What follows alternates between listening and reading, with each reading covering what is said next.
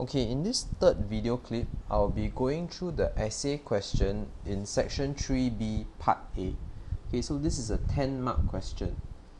Now, if you look at the question, they require you to explain the likely causes of unemployment in Singapore, and at the same time it provided a preamble that is about the US economy. We look at the question based on the command word, which is explain, again something that you are very familiar with.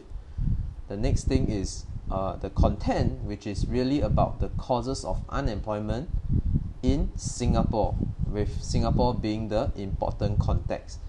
Now the key thing here is you need to give examples that is relevant to Singapore. So please listen out to how I bring in examples into this essay. So you should take note of this. Okay. The next thing I want to talk a little bit about is the content, which is the causes of unemployment. Now you should realize that there are a few types of unemployment, and each type of unemployment will have a different cause. So the first question you should ask yourself in dealing with this question and getting the right content is, what are the types of unemployment do we see in Singapore? Okay, and generally we believe that there are three main types, or three of the more important types of unemployment that we see in Singapore are cyclical, structural, and frictional unemployment.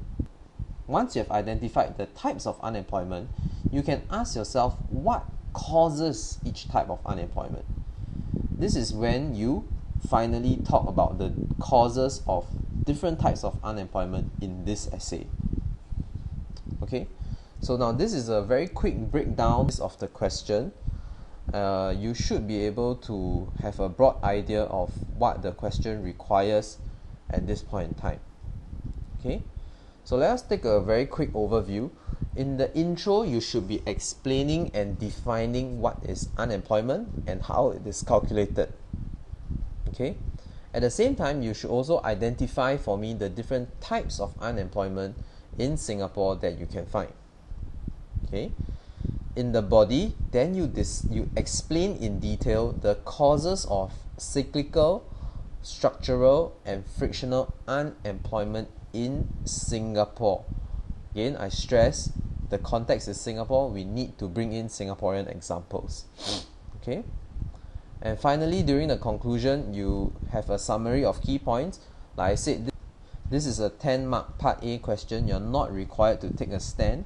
So what you need to do is just to summarize the key points, and also maybe to add in some additional comments which you feel may serve as a good wrap-up to the essay.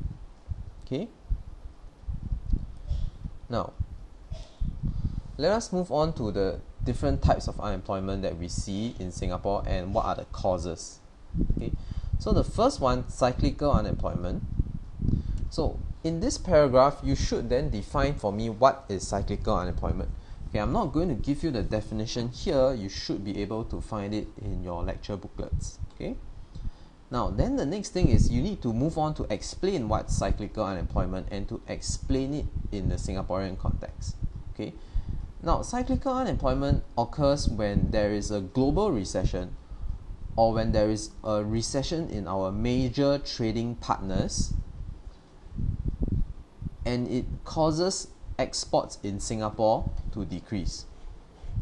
Now, a good example here to use is the abstract, which is talking about the US economy. Now, how does a recession in the US affect Singapore? Clearly, the US is one of our largest trading partners, and they have a strong demand for our exports. If they are having an economic recession, then they will demand less of our exports. Okay, so they will demand less of our exports. It means our exports will fall. Okay. Next, we may also have cyclical unemployment due to a domestic recession. Okay, meaning the consumption and investment components in our economy falls. Okay, the ultimate effect clearly is that the AD will fall because things like exports, consumption and investments, they are all components of aggregate demand. And when AD falls, real national income falls. And when real national income falls, workers are retrenched, because this means that the production of the country or of the firms are actually reducing. Okay, so when you produce less, naturally you don't need so much workers, and there will be a retrenchment of workers. So this is the cyclical unemployment that results. Okay, now there is a important thing regarding these 3 stars here. Can you see on the global recession? That's the point I want to make. In Singapore, you should ask yourself, which is the more likely reason for cyclical unemployment? Is it a global recession or a domestic recession? Okay, you should know that Singapore is a very export-driven economy. Our economy relies on the amount of exports that we send overseas to our trading partners. Our domestic economy is actually very small, considering we are only a very small country with a very small population. Okay, so the domestic part of our economy actually plays a small part compared to the export sector. So when Singapore have a cyclical unemployment, generally it is caused by a global recession or a recession from our major trading partners. Okay, so I stress again, this point here, the first point is more important than the second. Okay, now cyclical unemployment, it's always good to add a diagram. When you are producing at the vertical part of AS, you are producing at full employment output, and this is the time where you only have structural and frictional unemployment. You don't have any cyclical unemployment. Okay, so the global recession caused a fall in exports, or a domestic recession caused a fall in consumption and investment. So what happens is that your AD shifts left. When AD shifts left, your real national output actually falls to Y1, and this fall in real national income results in workers being retrenched, and these workers who are retrenched will constitute your cyclical unemployed. Let me just sum up cyclical unemployment. The causes of cyclical unemployment would be recessions either overseas or our domestic economy. Okay, so basically anything that shifts AD to the left would result in cyclical unemployment in Singapore. Now let us move on to the second type, which is structural unemployment. Now again, you will define for me what is structural unemployment, and this can be found in your lecture booklet.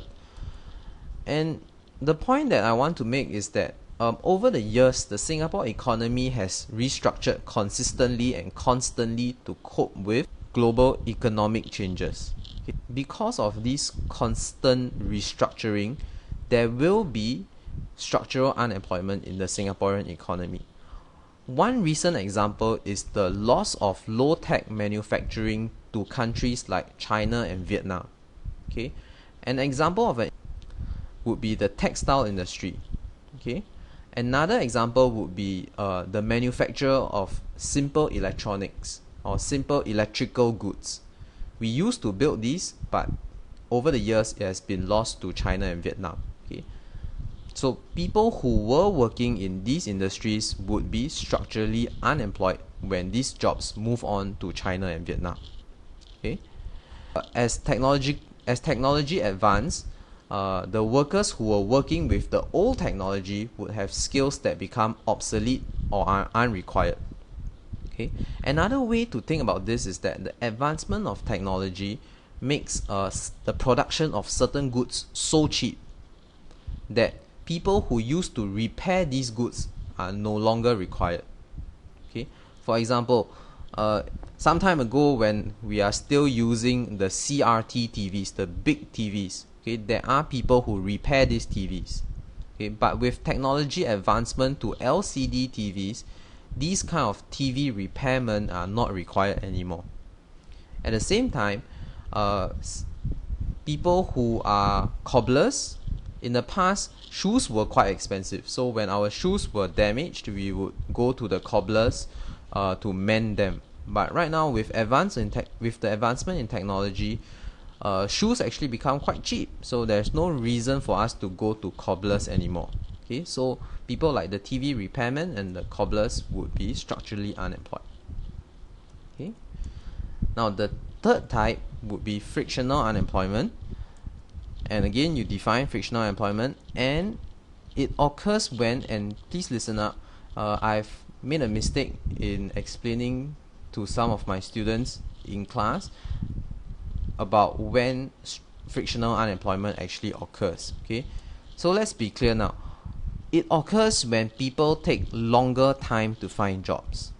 Okay, people who are unemployed, they are taking longer time to find their jobs. So this is part of frictional unemployment.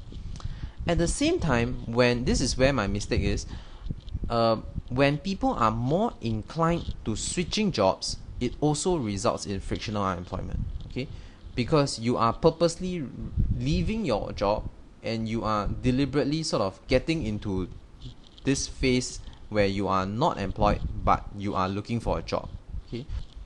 Okay, so some of the causes, an example would be that people are simply unaware of all the jobs that are available in every point in time. Okay, the good example here is older workers. Okay, if you realize, a lot of this kind of jobs are now advertised online, okay, or through online web portals.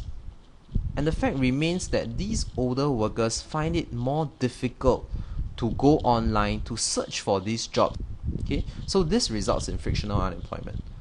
At the same time, people may have more unrealistic expectations of jobs, especially fresh graduates or new graduates. So because of these unrealistic expectations, they actually take longer time to find a job.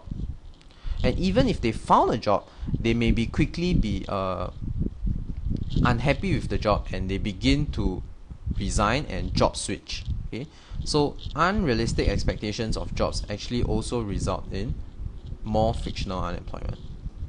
Okay, so now after you have gone through the causes of the three types of unemployment, you can then start to conclude. Alright, so like I said, in the conclusion, you should be adding a summary of your key points, and at the same time you should include some insightful comments. For example, if you look at Singapore, structural unemployment tends to be the most common type of unemployment. Okay, because it is a fact that our economy is constantly restructuring. In fact, Singapore prides itself of constantly restructuring our economy to stay ahead of our competitors. Therefore, structural unemployment will always be around. And the same thing, you cannot prevent the advancement of technology. So as technology continuously advances, there will be people whose skills become obsolete. Okay? Now, however, in times of recession, it is the cyclical unemployment that affects us most heavily. Okay? The more recent sort of examples of recession would be the 2008-2009 financial crisis, and also a little bit further behind, the 2003 SARS crisis. Okay? These crises cause our exports to fall, and it results in a fall in Singapore's AD. And when you experience these times of recession, it is the cyclical unemployment that comes to the fore, in a sense. Let us just recap the overview of the essay. And finally, this is the end of our first video tutorials covering CSQ1 parts A and B and section 3B question 1 part A. So hopefully you find this method of teaching useful, because you can rewind and play back what I explained, and hopefully it can help you learn a little bit better. We will try again for the next tutorial, then we can make an assessment of how effective this way of learning is, and then we can decide from there whether we want to continue. Okay, thank you very much.